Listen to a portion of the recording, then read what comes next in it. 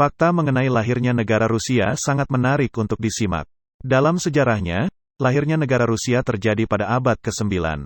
Pada saat itu, terdapat beberapa kota-kota kecil yang tersebar di wilayah yang sekarang dikenal sebagai Rusia. Salah satu kota yang menjadi pusat pertumbuhan adalah Kiev, yang sekarang merupakan ibu kota Ukraina. Pada awalnya, wilayah ini terdiri dari berbagai suku-suku bangsa yang berbeda, seperti Slavia Timur, Finno-Ugrik, dan sebagainya.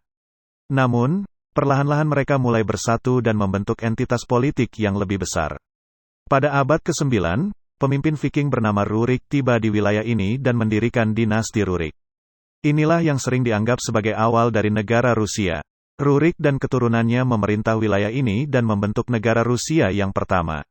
Selama berabad-abad, negara Rusia terus berkembang dan mengalami perubahan politik dan sosial. Di bawah kepemimpinan Tsar, Rusia menjadi kekuatan yang kuat di Eropa Timur.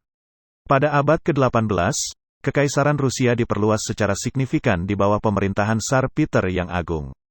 Pada abad ke-20, Rusia mengalami banyak peristiwa penting dalam sejarahnya. Revolusi Bolshevik pada tahun 1917 menggulingkan Kekaisaran Rusia dan memunculkan negara sosialis baru yang dikenal sebagai Uni Soviet.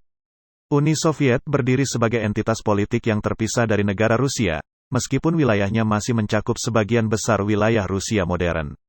Setelah runtuhnya Uni Soviet pada tahun 1991, negara Rusia sebagai entitas independen terbentuk kembali.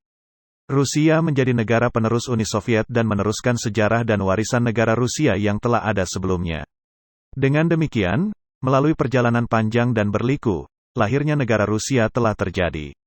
Rusia telah berkembang menjadi salah satu negara terbesar dan berpengaruh di dunia, dengan budaya yang kaya, sejarah yang mendalam, dan peran yang signifikan dalam politik global.